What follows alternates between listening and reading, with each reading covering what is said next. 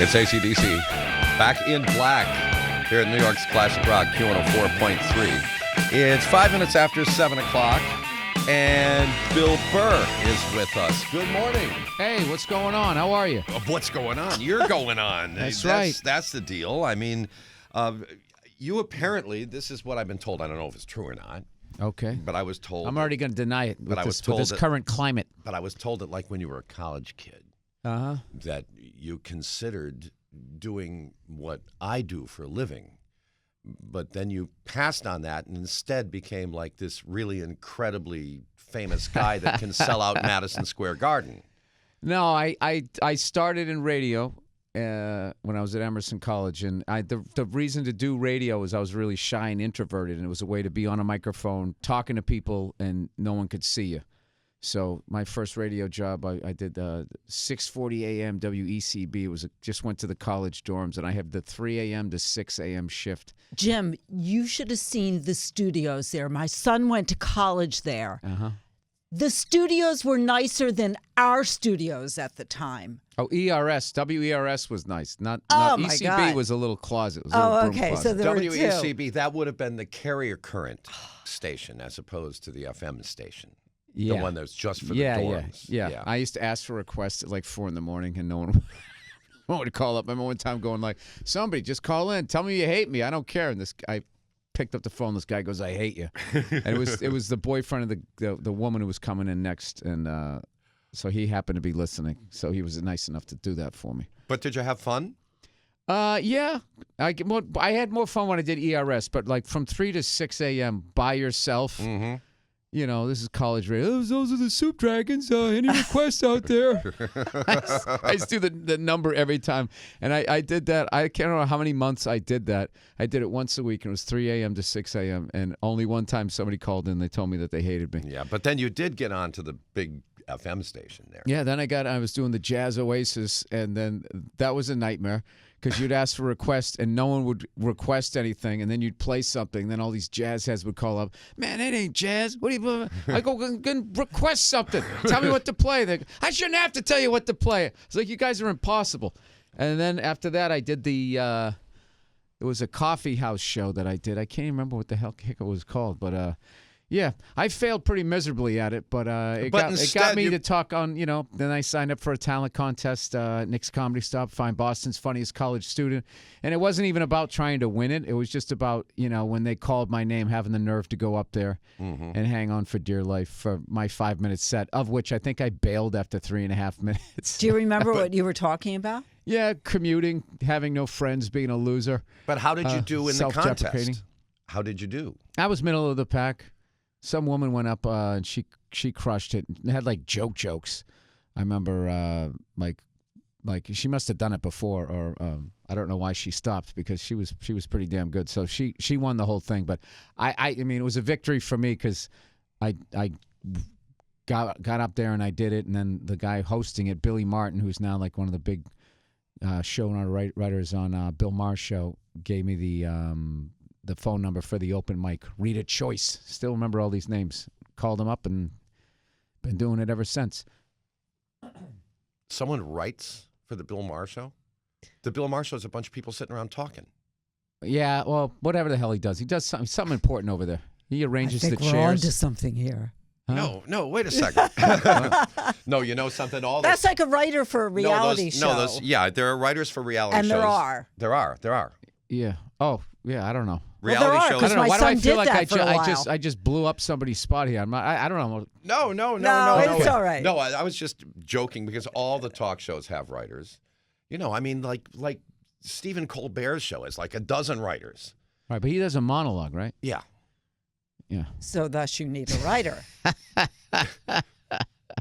Well, then there's solo acts like you. Yeah. Where there's no writing. You're responsible for your own stuff. Yes. That always cracked me up when I was a young guy in a comic, be playing some hell room and people come up to you and be like, hey, do you have writers? Mm-hmm. Oh, yeah, I got a whole staff. I got them all on salary. No, it's always been just writing your own stuff. And I've always been self-conscious if somebody gives me a tag or something. I still don't want to do it because every time I'm up there, when I get the laugh, I feel guilty. Like, well, I didn't come up with that or whatever. It's even worse when it's a great tag or something like that or a good premise. Well, the New York Comedy Festival, of course, is a big, big deal here in town. There are over 200 comedians, over 100 shows. Yeah. But your show is one of the big premier giant shows. I mean, Madison Square Garden. Come on. Yeah. It's a long way from That's the stage of the bragging comedy rights. It's a great club. gig if people show up. Oh.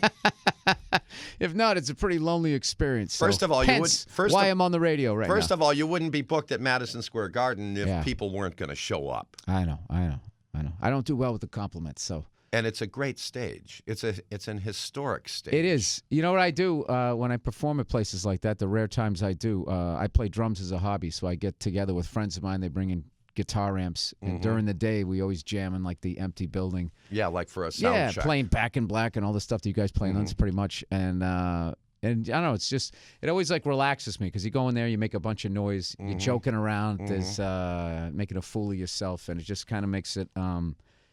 Something that you can kind of get your head around. So will you play during your show? That's what I was going to No, I would suggest. never. No, wait, what about... Pay full price to watch wait. me do my hobby. What about a drum solo in a comedy set? I don't think that's Dice Clay's already done that. Oh, damn. Dice Clay did it. Yeah, Dice Clay did it when I saw him at the Worcester Centrum right before I became a comedian. I saw him in the late 80s, and he had a full band. And he was playing like Santana and all that. And then he went on and did like a drum solo. And he was great. He was really great. So I would not try and top that. But do you ever play in public? Yeah, there's a show, can't really say the full name. It's just called the GD Comedy Jam. Mm-hmm. And Josh Adam Myers. And it's so many comedians started off as musicians or whatever, tried to be, garage bands and stuff like that. And it didn't work out and you became a comedian. But you still, love playing music. So he has a show where every comics come out, they tell stories about concerts they went to, hair metal shows or whatever. And then afterwards, he has a live band. You jam with them, you sing with them, or play guitar or drums or whatever. So I usually just play drums, and I dress up like, whatever drummer I'm supposed to be, John Bonham. Because I always want people to know that, I play decent enough that it would be annoying if people watch me being like, oh, does this guy actually think he's good? So if I wear the stupid wig and everything like that, it's like, okay, this guy is just acting like an idiot. And now I can relax and enjoy it, I guess. Yeah, but Bill, are you good? Huh? You're good. I'm good for a comedian. I'm not good for a drummer. Okay. Like you would be surprised. Like, wow, That's saying something. No, wow, that's saying that something. plumber really can play a harmonica pretty good. I mean, his talent lays in snaking out toilets, but he can play a little choo-choo train song. I mean, basic stuff. It's Bill Burr with us here at Q104.3. When you were a paper boy, was it for what? The Herald, the Globe, what? What paper? Both. The Globe, Herald first, and then the Globe. And I remember there was this family down the street of like 4 brothers, and the oldest brother there was a afternoon route that was all coveted, the Patriot Ledger, because you didn't have to wake up before dawn. And it was only Monday through Friday. So they'd go to school, and after school they delivered the Ledger, an afternoon paper, and we had delivered 7 days a week, getting up at 6 in the morning. So at first I had the Herald, then I moved on to the Globe, and I had that job, from 3rd grade to 9th grade. I've had a job since 3rd grade, because right after that, then I got a work permit to go work at this place, Morse Shoe, I remember. I don't even know what I was doing basically a job that a computer does now. They had like these lists of things with numbers on them, and there was these manila cards that you had to take that they would then stick them in a computer. It was the most mind-numbing job. I mean, I literally got there at 3 and only had to work till 5:30, and it felt like an 8-hour day. But the paperboy thing, what I read about the paperboy thing, and I was a paperboy too, and before dawn, in the freezing cold. Oh yeah. I mean, I remember. It's a great experience. Well, the best thing for me was that. Well, never mind. What? About the garbage. Oh, the Playboys and the garbage. That was the best thing on his route. I remember him talking about that. How guy would actually how did you throw know out they his were in there? Playboys. Were you because I was through? going by one day and I saw a Playboy magazine in the garbage peeking out. Oh. And this is the pre-dawn hours. Nobody can see. So then he learned. So I learned that This this dude, guy's garbage had, But you apparently would, perform classic comedy routines by some of the greats to nobody while you were out with your bicycle delivering newspapers. I used to ride around. I would recite the comedy routines that I had memorized, fantasizing that I was doing it in front of my entire grade or school, and all the pretty girls loved me and all that type of stuff. But it was funny, but even then it still didn't dawn on me that, hey, maybe I want to be a comedian. It would just seem so impossible because show business was so far away back then. There wasn't like, YouTube and all of this stuff where now it's just like people in the crowd have like probably more followers than I do, it seems. And but back then it was I felt like in order to be a comedian, I had to move to L.A., had to move to Hollywood to start. I didn't realize that, I was in Massachusetts and it had the greatest stand-up scene, arguably of any state in the country. And it wasn't until I was working with this guy in a warehouse, and he was into comedy the way I was, and we were watching. He was going, Bill, we're funnier than these guys. One of these days I'm going to take a shot of Jack Daniels and go on stage. And that's when it just dawned on me. I was like, oh, you can just do that? You just go sign up for an open mic? I was like, all right. So it took me a couple years to get the nerve up after that. Yep, but you did. And now it's Madison Square Garden. Big show is at 8 p.m. For tickets, visit nycomedyfestival.com or ticketmaster.com. And reasonable price. Now, you've sold out the Garden before. That's how you do it. You keep the ticket prices low. Well, I'm not Diana Ross. I can't go out there and charge a bunch of money. Neither could she. When they announced her show a few years ago, nobody bought tickets and they canceled it. Remember? Oh, God, I was trying to compliment her. It was some huge. You took her right into the drink. Huge amount of money. Remember? Yeah, Remember that? Yeah. That whole show fell apart. Yeah. But I mean, you've got so many things going on. First of all, the Monday Morning Podcast on All Things Comedy Network, which you founded with Al Madrigal. Yep. And there are over 50 podcasts. But you started your podcast in 2007. Yes, I did. That's 11 years ago. You were a visionary, a pioneer. Now I got to give credit to comedian Robert Kelly was the one who told me to do it. But it's He's like, dude, you need to do a podcast, dude. No, it's like, what's a podcast? And he was just like, it's a way to connect with your fans, dude.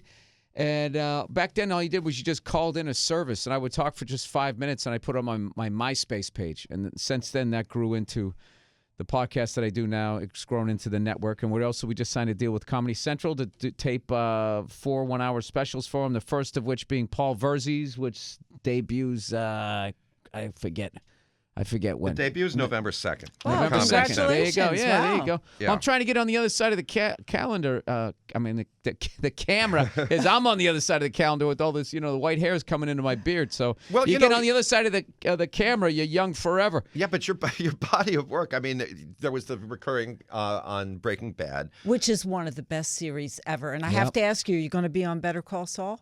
I hope so. What a show, right? Yes. Do you watch it? It's fantastic. No, it's amazing. That was my favorite thing. Breaking Bad was my favorite TV show. So when I got on that, it was literally like getting sucked into the TV. It'd be like if you were into Star Wars and all of a sudden you're putting on a stormtrooper outfit, stand next to Darth Vader, just wondering how you got there. And successful film career. In The Front Runner, the new movie starring Hugh Jackman. Just saw it. You play a pivotal role. I don't know about that. You're the Miami Herald reporter. The reason that Gary Hart got in trouble is because he said to the Miami Herald reporter, "Yeah, go ahead, follow me around. Yeah, you're gonna be pretty bored." Yeah, so that's the famous line. You know what I didn't realize about the Gary Hart story was that I didn't realize that up until then that they never delved into any politician's personal life. That was considered beneath. It was mainstream off limits. Media. Yeah. And that Lyndon Johnson actually told reporters, you're going to see women coming and going, and you're not going to say anything, just like you did for JFK, right? Yeah. Yeah. I want the same. Yeah. JFK with the twins in the swimming pool in but the White House. It all changed. All but the yeah, it was reporters a good movie.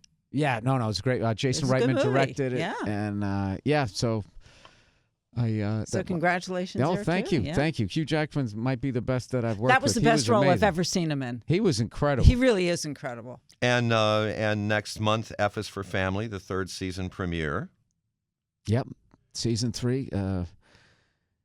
Yeah, I got a lot of stuff. I mean, this is really, this is really. Well, it's how it is nowadays. This is really impressive. You've got keep the so plate much spinning. going on. So much going on. Oh, and back to the podcast for just a second. And it's available on iHeartRadio. My podcast is on iHeartRadio? Yep. It's on the That's iHeartRadio app. us. That's us. That's us. I wasn't aware of that. Yep, you're Yep. part of us. Do I get paid for that? You should read your own promotional materials. Yeah, you're us. This is us. Yeah. And But at, you're not on that. And at What channel BillBurr.com is that? and allthingscomedy.com. Yeah, I know that. That part I know. I didn't know I was on the radio. What? Well, you can't play my podcast on the radio. Well, it's like not Kurt just No, on no, the no, no, no. iHeartRadio app. Yes, you're on our There's app. a billion podcasts See, on we're the part of iHeartRadio app. iHeartMedia. Wait a minute. Did they just swipe the thing without even asking me? I don't know. I'm reading your stuff. This is a good thing. No, not if I'm not getting paid. Oh, man. I never got an iHeartRadio check. What are you talking about? Look what we stirred up here. And then there's All the right. partnership with Comedy Central, which includes a deal between that network that you started, All Things Comedy. Yeah. And that's the first one is the Paul Verzi thing that you mentioned a little while ago. But it's a big deal where you're going to have a lot of shows. Oh yeah, yeah. Just it's starting with that, but we're also developing like TV shows out of it, and hopefully going to be doing a film. And yeah, it's a legit production company, and we have all these amazing, talented comedians, and we're finally starting to bounce ideas off of each other and come up with shows. We have Burr Kreischer has a cooking show called Something's Burning, which I really highly recommend. Well, didn't you We on do a recent poker show. podcast just do a thing about pie crust? I made a video on how to make a pie crust for the holidays. Okay. Because I need to watch that Yeah. because that's what I have trouble with. I hate making the pie crust. Oh, you got to What a learn. pain. You got to learn to love it. I don't love it. Well, then Am you I can go going to buy a love it after store-bought one, watching? But yeah, well, I mean, Yeah. I wouldn't watch it with any kids around. I mean, it's sort of a an adult that's cooking cool. demonstration. All right, so yeah, everybody gets all intimidated. Yeah. My mother taught me how to do it. My mother is an amazing cook and baker and everything like that. So I moved so far away out to L.A. and I wanted to still eat that stuff. So she showed me how to make it. I just filmed her making a pie crust one day, and then I actually found a recipe that I liked a little bit better. And yeah, the real test for a pie crust is if you have to make the top one too. If you're just making the bottom one, like the filling's going to Oh, cover. no, I do the top and the bottom. Yeah. Okay. So that becomes like that's A challenge. That's a master level, and I've never really quite gotten that one down to perfection. I've had like an 80% good looking one. Do you know what my secret is? Double the recipe because I never have enough for on top when I just follow the recipe. Same thing with icing on a cake. Double the recipe. Well, there you go. Yeah. I never Who thought knows? to It's do cheating. that. It's cheating, but it's okay. No, it's fine. That's a great idea. Bill Burr is with us. So you've got so many things going Yeah. on. You've got like a gazillion things going on. And it all just started with 3 minutes on the stage because you wanted to see if you could get up in front of people. Yep. That's pretty cool. That's how it works. Then you're not smart enough to quit. That's pretty cool. Bill No, but Burr. when you stink at everything else, like quitting isn't an option. So yeah, somehow I ended up getting here, and evidently on iHeartRadio. That's I right. really got to look into that. Well, stuff. Oh, boy. the New York Comedy Festival presents Bill Burr 50. That's the name of the show Yep. because that's my age. your age. And that's Wednesday, November 7th, 8 p.m., Madison Square Garden. Remember, nycomedyfestival.com for tickets. $35. That's really reasonable. Yeah. Great. I'm not trying to hurt anybody. The bankers are still running around. Half of them should be in jail. Everybody's upside down in their houses and stuff. It's ridiculous. Going to go out there and try to squeeze the last couple nickels out of somebody. I'm not doing that. Yeah, but Keep a it good evening out with ticket prices as reasonable as that. That's right. Then- And I'm going to crush it, man. Then you can. I got a brand new hour and a half of stuff. I'm ready. I was ready to be shot as a special. So I'm not going to be coming in looking at a legal pad doing that thing. So what else is going on that's echoing through this giant arena? I will be ready. But with ticket prices like that, you can afford to have dinner. You can afford the parking. You can afford the tolls. You can actually have a really nice evening Yeah, out. I'm the poor man's comedian.